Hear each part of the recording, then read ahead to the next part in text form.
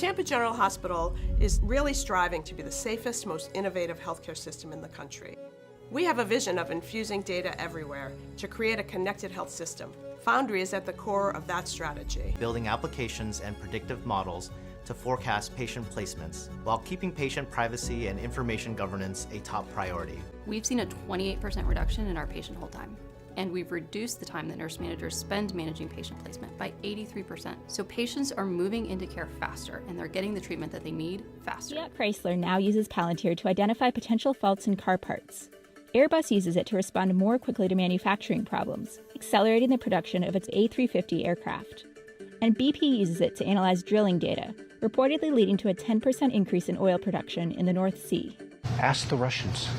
Ask the Ukrainians, ask people who are on the battlefield, ask people who have been subject to... You're talking about the effectiveness effectiveness of our product. Okay. 3 weeks ago, you said that Palantir's plan for AI was, quote, just take the whole market. How's that going?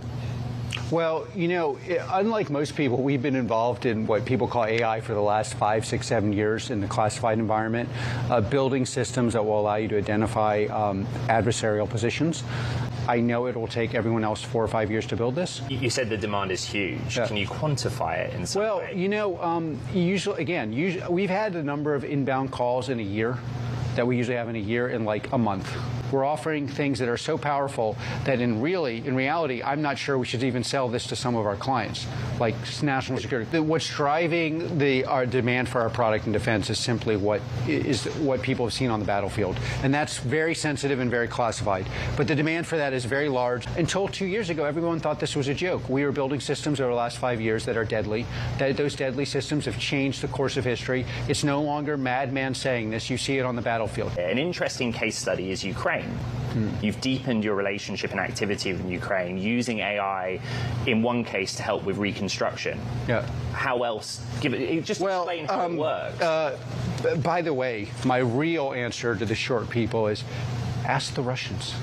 What do you mean by that? It's like, we can't save it. Ask the Ukrainians, ask people who are on the battlefield, ask people who have been subject to... You're talking about the effectiveness effectiveness of our product. Okay. So it's like, there's very little we can say. You can read what the Ukrainians are saying they use. Targeting, according to reports, has gone up, given the use of AI by products, potentially ours, from like by 20 to 50x. These products have changed the course of history.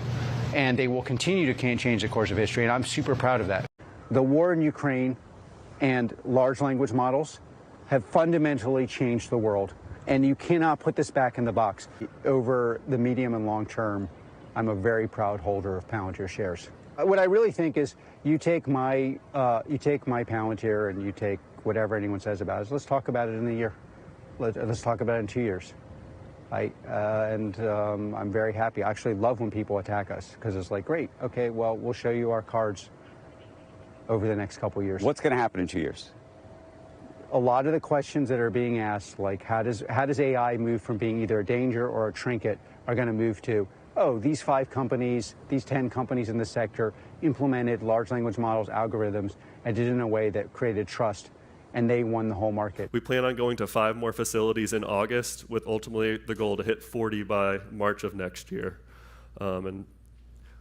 Trust was another big thing that came up this morning. I think without Palantir, could this be done? I'm not sure, but I do stand up here today and have the trust and the faith in our team to hit our goals. And I'm excited, if you can't tell, about our relationship with Palantir, mostly because it's going to allow us to solve problems at a pace and a scale, and it's really that pace, right, that's going to have a tremendous impact on the world around us for all of our people, our customers, our stakeholders. I would like to thank the Palantir team for everything they have done for us. Our partnership is strong. We're at our infancy. I am extremely excited to what we will achieve in the future and how we will achieve the impossible. The thing that brought me back here today and why I'm so happy to be working with Palantir and Apollo as a platform is exactly this. I'm iterating with a partner I trust. And so more than anything, I just want to express my gratitude to the Palantir team for everything that they've done to support us.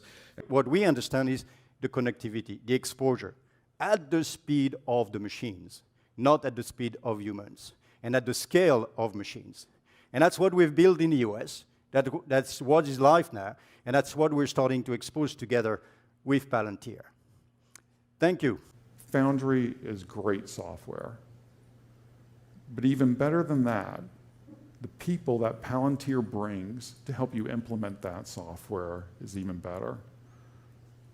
And that's why we partner with Palantir. Thank you. I think that I believe, like I said earlier, we have to move as quickly as we can. We have to deliver the best financial results we can with the money that they ask us to use. Our value here is that we've had about 20 different projects. We've created over $200 million in value. Savings, that's a big deal, right? This has all been in 2 years. That's hard to beat. That's really hard to beat. It's continued and accelerated our transformation.